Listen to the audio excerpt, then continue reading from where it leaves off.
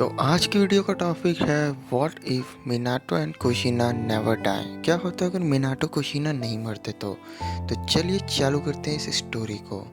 तो firstly story चालू होती है नाइन टेल फॉक्स अटैक से, जिसके बाद हम देख पाते हैं कि उसके बाद हम देखते हैं कि मिनाटो और कुशिना काफ़ी ज़्यादा थक चुके होते हैं। उनका चक्रा भी काफ़ी ज़्यादा कमज़ोर रहता है।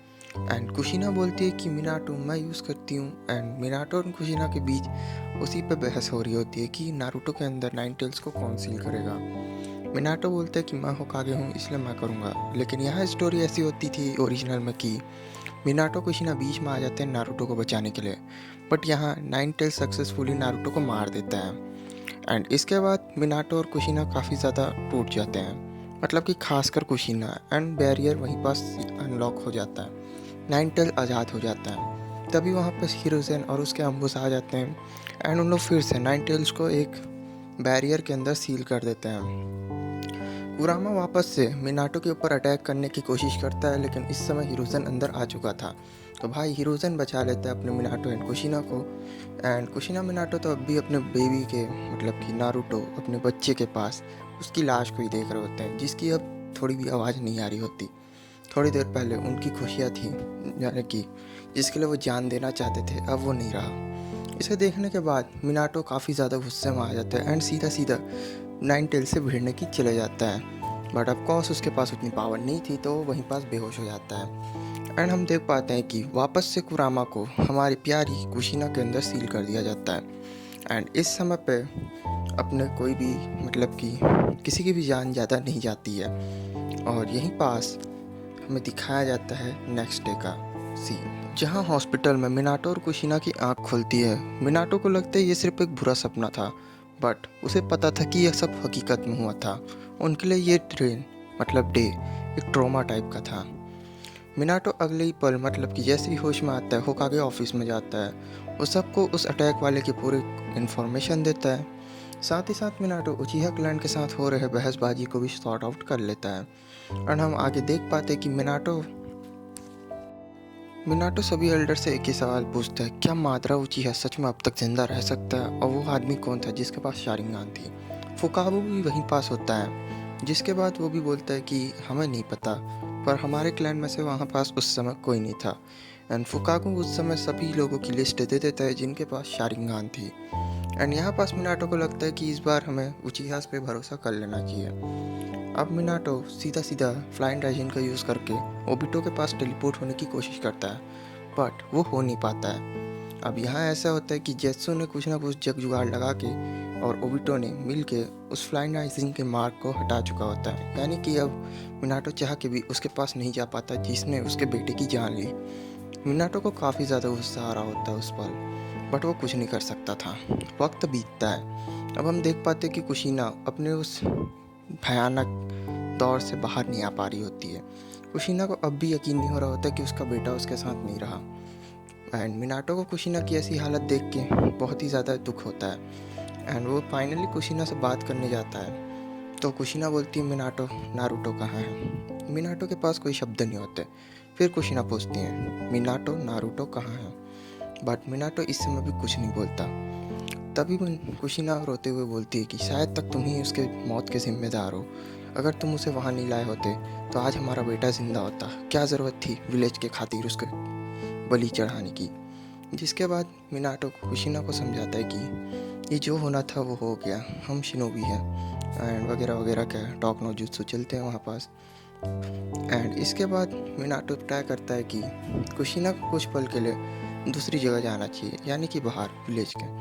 एंड वो कुशिना को ऑर्फनेज में भेज देता है, ताकि वो वहाँ काफ़ी सारे जो बच्चे अनाथ हुए उनके साथ वक्त बीता है। एंड यहाँ पास मिनाटो का बस एक ही गोल रहता है, अब कुछ भी करके उस मास्क वाले की फाइल निपटाना, यानी कि उसकी मौत। अब सीधा सीधा हम विलेज में देखते हैं, उस पल मिनाटो जिराया को भी बुला लिया होता है। एंड उसे भी काफ़ी सारी बात पता चुका होता है। जिराया बोलता है कि ये हो ना हो, पॉसिबल है कि वो मादारा उचिहा हो, बट इतने समय तक उसका ज़िंदा रह पाना ये भी इम्पॉसिबल है। और अगर वो ज़िंदा भी होगा तो भी वो अब तक बूढ़ा हो गया होगा। तो इतना तो कह सकते हैं कि वो कोई और ही है। और मिनाटो भी इस बात को मान लेता है। अब दोनों मिनाटो और जिराया मिलकर सभी अकात्सुकी के बारे में और काफ़ी सारे प्लांट्स के बारे में पता करते हैं जिन्हें बीजोस चाहिए होते हैं, यानी कि टेल बीस्ट। अब यहाँ पास मिनाटो सोचता है कि उसे 5 कागे समिट बुला लेनी चाहिए।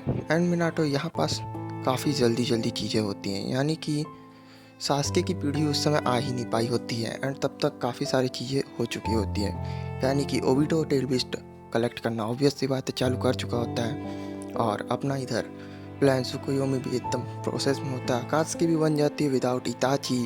एंड आप पूछ रहे होगे कि किसामे के साथ कौन था, तो यहाँ हमारा नागू बाबा यानी कि ओरोचिमारू होगा उसके साथ। और काफ़ी ज़्यादा चीज़ें फास्ट हो रही होती है क्योंकि ओबिटो को पता होता है कि कभी भी मिनाटो उस तक पहुँच सकता है, क्योंकि ऐसे ही उसे लीफ का येलो फ्लैश नहीं कहते। और जीनियस भी, मिनाटो एक जीनियस था, तो वो कुछ ना कुछ करके जब सभी बीजूस गायब हो रहे होते हैं तो मिनाटो आखिरकार 5 कागे समिट बुला लेता है और उन सब लोग भी उस समय एक साथ काम करने के लिए तैयार हो जाते हैं। अब यहाँ एक अलायंस बन ही जाती है फाइनली।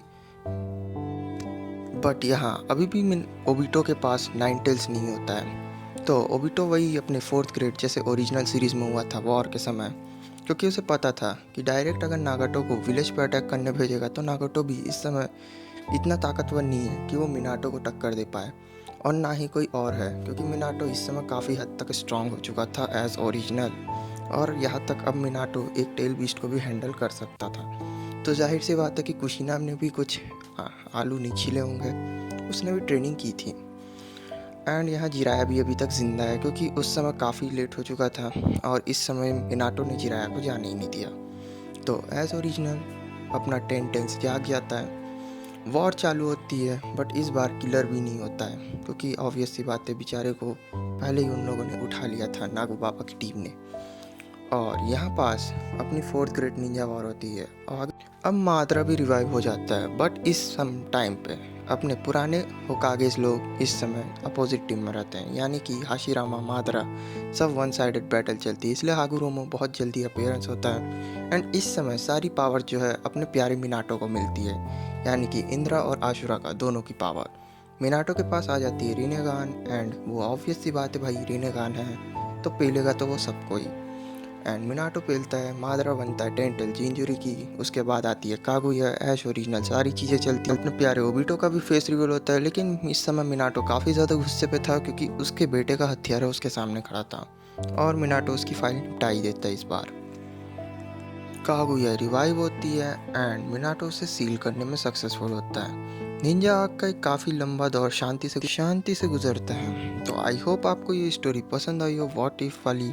अगर पसंद आई है तो सब्सक्राइब कर लो भाई, और मिलते हैं अगली वीडियो। तब तक के लिए बाय, सी यू।